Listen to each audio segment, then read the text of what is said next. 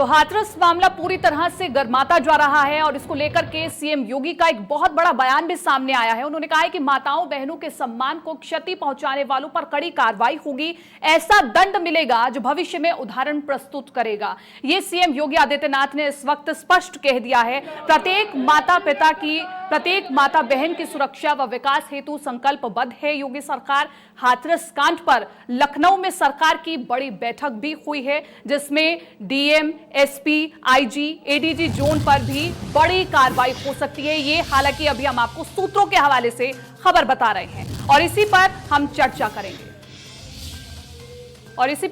करेंगे क्योंकि लगातार ये मामला गर्माता जा रहा है। प्रदेश सरकार के खिलाफ लगातार विपक्षी दल भी लामबंद होते जा रहे हैं। पिछले दिनों हमने तस्वीरों में भी देखा, चाहे वो समाजवादी पार्टी हो या फिर कांग्रेस। आज 2 अक्टूबर को गांधी जयंती के दिन सपा अध्यक्ष अखिलेश यादव के आह्वान पर सपाइयों ने प्रदेश सरकार के खिलाफ 2 घंटे का मौन धारण किया।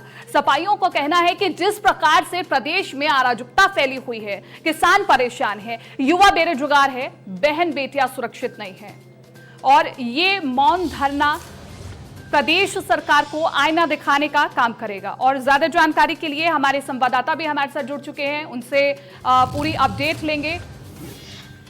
विजय मिश्रा हमारे साथ जुड़े हुए हैं और लखनऊ से विजय मिश्रा हमारे साथ लाइव जुड़े। विजय मिश्रा, देखिए, अगर इस पूरे मामले को देखें तो जिस तरह से विपक्ष पूरी तरह से हमलावर हो रहा है, इस वक्त ये पूरा मामला किस और रुख कर रहा है, क्या वहां पर माहौल है, बताइए। बिल्कुल, अगर कहा जाए तो इस पूरे मामले पर विपक्ष लगातार हमलावर है। आपको बता दें कि इस समय चाहे आम आदमी पार्टी के कार्यकर्ता हों या बड़े नेता हों, वो पुलिस के हाउस अरेस्ट में हैं, या फिर मैं आपको समाजवादी पार्टी के कार्यकर्ताओं की बात करें तो पूरी दोपहर कहा जाए तो वो हंगामा होता रहा, पूरा हजरतगंज चौराहा जाम रहा और ये कार्यकर्ता 2 घंटे का मौन रखना चाहते थे गांधी प्रतिमा पर, जहाँ पर पुलिस ने उन्हें रोका। इसके बाद ये हंगामा काफ़ी ज़्यादा बढ़ा। इस समय कांग्रेसी कार्यकर्ताओं का कार्यक्रम चल रहा है, वो यहाँ पर पुलिस वालों को फूल दे करके यहाँ पर अपनी चीजों को अपना विरोध प्रदर्शन कर रहे हैं। तो एक जो कार्यक्रम है वो पूरे प्रदेश में सभी विपक्षी दलों का इस समय लगातार चल रहा है, क्योंकि घटना ही ऐसी हुई है कि जिस घटना को लेकर के सरकार जो है वो चौतरफा हमले झेल रही है और सरकार के पास इस पूरे मामले को लेकर के जवाब ही नहीं है। क्योंकि आप ऐसा कैसे कर सकते हैं, एक लोकतंत्र जहां पर कायम है और इसके पहले लोकतंत्र की दुहाई देने वाली पार्टी जो अपने हमेशा भाषण में, इसके पहले जब वो विपक्ष में थी तो लगातार संविधान की बात करती थी, सदाचार की बात करती थी, कदाचार की बात करती थी, तमाम तरह की किताबी बातों को लगातार अपने भाषणों के जरिए से वो बोलती रहती थी। अब हालात ऐसे हो गए कि आप अगर सरकार में आ जाएंगे तो किसी को पेट्रोल डाल करके आप जला देंगे, यानी आप मृतका के शरीर के साथ थोड़ी सी भी सहानुभूति नहीं है।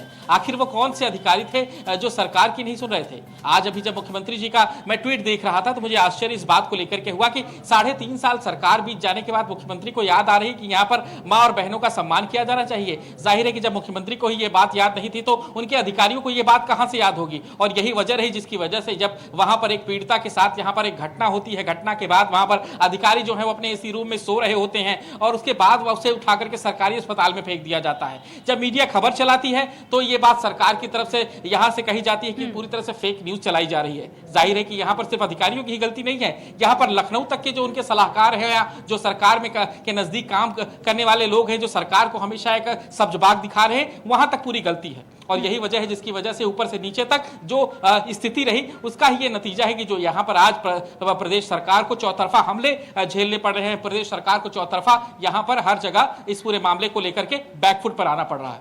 बिल्कुल विजय, बैकफुट पर इस वक्त भाजपा सरकार है, लेकिन ये कहना भी गलत नहीं होगा, भाजपा सरकार के साथ पूरा सिस्टम भी घेरे में है इस वक्त। जिस तरह से हमने कार्रवाई देखी है इस पूरे मामले में, पूरा सिस्टम घेरे में है। विजय,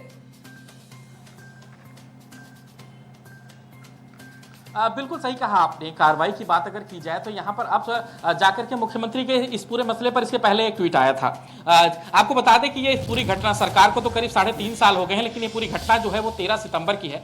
13 सितंबर की रात की है, 14 सितंबर उसे कहा जा सकता है। 14 तारीख की घटना के बाद जब लगातार मीडिया इस पूरी खबर को चला रही तो उसके बावजूद भी सरकार को अपनी नींद से नहीं जागी थी। सरकार की नींद तब खुली है जब उस पीड़िता की मौत हो गई है और उसके एक दिन पहले जब उसकी स्थिति क्रिटिकल हो गई है, जब उसे अलीगढ़ मेडिकल कॉलेज में रखा गया था और हालात ये हो गए कि ये बात अधिकारी अच्छी तरह से जान गए थे कि भाई अब ये बचने वाली नहीं है तो इसे दिल्ली रेफर कर दिया जाए, और दिल्ली में रेफर होते ही दूसरे दिन पीड़िता की मौत हो जाती है। और जाहिर सी बात है कि उसके बाद ये हंगामा मचता है कि आखिर किस तरह से पूरी घटना थी, घटना के बाद किस तरह से वहां पर अधिकारियों ने काम किया और किस तरह से उसे सबसे पहले सरकारी अस्पताल में रखा गया, फिर उसे मेडिकल कॉलेज में रखा गया, फिर उसे दिल्ली रेफर किया गया। यानी आप उस पूरे घटनाक्रम को देखिए। चलिए यहां पर मैं सरकार की बात करता हूं कि चलिए जो सरकार से लापरवाही हुई, लेकिन उसके बाद भी सरकार के जमीन में थोड़ी सी भी जान नहीं रही कि लाकर के आप रात को 2:30 बजे उस पीड़िता की लाश को लकड़ियों पर फेंक करके आप पेट्रोल से आग लगा देते हैं। ये बिल्कुल तमाम तरह के सवाल खड़े हो रहे हैं विजय, और यही मुख्य सवाल खड़ा हो रहा है कि आखिरकार रात के समय में अंतिम संस्कार करने का क्या तुक बनता है। लेकिन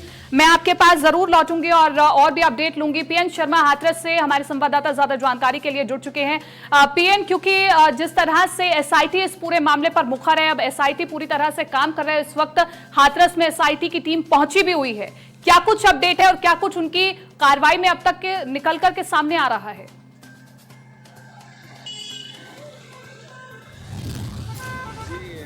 आपको बता दूं कि जब से सुबह से हम नहीं कह सकते हैं, कल से हम यहाँ पर हैं। कल से एसआईटी परसों रात से आई हुई है। कल भी एसआईटी की तरह गाँव गली पूरा प्रतिबंध किया गया, पूरे गांव को एक तरह से सीलबंद किया गया है, रास्ते पर जाम लगा दिया गया, मतलब पुलिस हर चप्पे चप्पे पर लगा दी गई है। किसी को अंदर जाने की एंट्री दी जा रही है, केवल एक ही बहाना है कि एसआईटी की टीम आई हुई है और जाँच कर रही है, उसमें रोजाना होगा। यानी पिछले 24 घंटे में कोई अधिकारी मीडिया के सिर्फ इतना कहते हैं कि एसआईटी की जांच की वजह से मीडिया पर प्रतिबंध लगाया गया है और जो लॉ एंड ऑर्डर है उसको कंट्रोल करने के लिए अदर पार्टी संगठन और सामाजिक संगठनों पर रोक लगाई गई है। लेकिन अभी एक छोटा उनका एक लड़का निकल के आता है, वो चुपते चुपाते निकल के आता है। जब हमारी उससे बात होती है तो वो कहता है कि घर में गांव में चप्पे चप्पे पर ये कह सकते हैं घर घर में पुलिस है, सभी को एकदम घरों में कैद किया हुआ है, कोई बोलने वाला नहीं है, किसी का मोबाइल नहीं चलने दिया जा रहा है, सभी तरह से प्रतिबंध कर दिया गया, एक छावनी की तरह तब्दील किया गया। लापरवाहियों का तो एक बड़ा झोलमाल है कि शुरुआत से 14 तारीख से लेके अब तक केवल एक लापरवाही है ही लापरवाहियां हैं, इसके अलावा कुछ नहीं है। जिला अधिकारी के द्वारा एक बयान जारी किया जाता है, उसमें धमकी दी जाती है, उससे उनकी सफाई मांगी जाती है तो जिला अधिकारी गायब हो जाते हैं।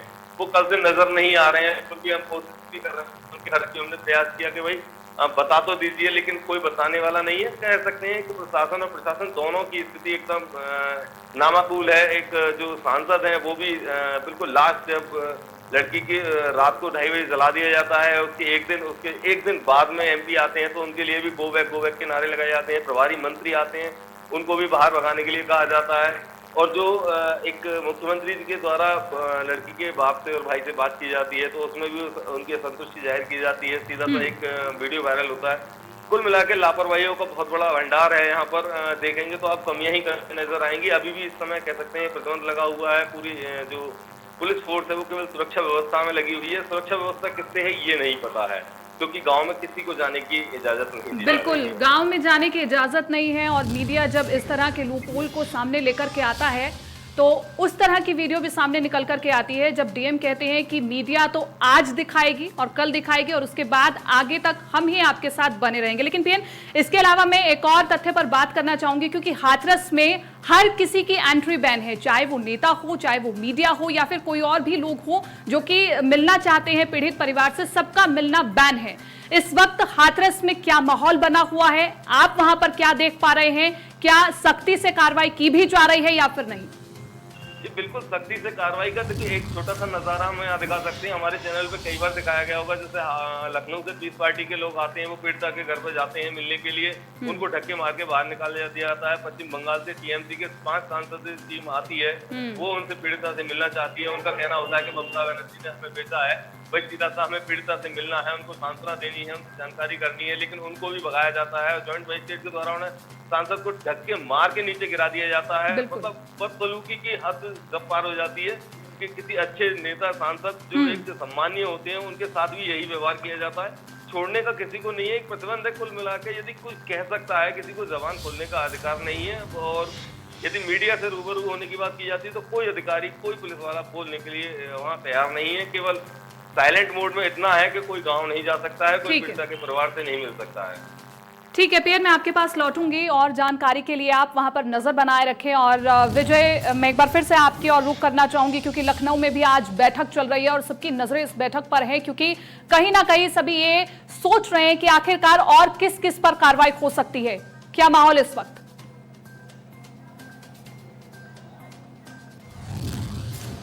बिल्कुल, अगर राजधानी लखनऊ की हम बात कर ले तो यहाँ पर सरकार इस पूरे डैमेज को कंट्रोल करने के लिए रास्ता खोज रही है। वो रास्ता खोज रही है कि कैसे इस पूरे मामले को लेकर के सरकार जो है वो अपने लिए रास्ता तैयार करे। वो रास्ता खोज रही है कि उपचुनाव में लेकर के कहां से उसे जनता के पास उसे बोलना क्या है। वो रास्ता खोज रही है यहाँ पर कि किस तरह से जनता के सामने अपने शब्दों को रखे, क्योंकि जाहिर सी बात है कि जिस तरह का चौतरफा हमला है, जितनी कमियां हैं इस पूरे मामले में, सबसे बड़ा आश्चर्य मुझे मुख्यमंत्री के अभी के ट्वीट को लेकर के होता है। वो ट्वीट क्या कर रहे हैं कि 3.5 साल बाद उनका ट्वीट हो रहा है कि माताएं बहनाएं जो हैं वो मेरी सरकार में सुरक्षित हैं।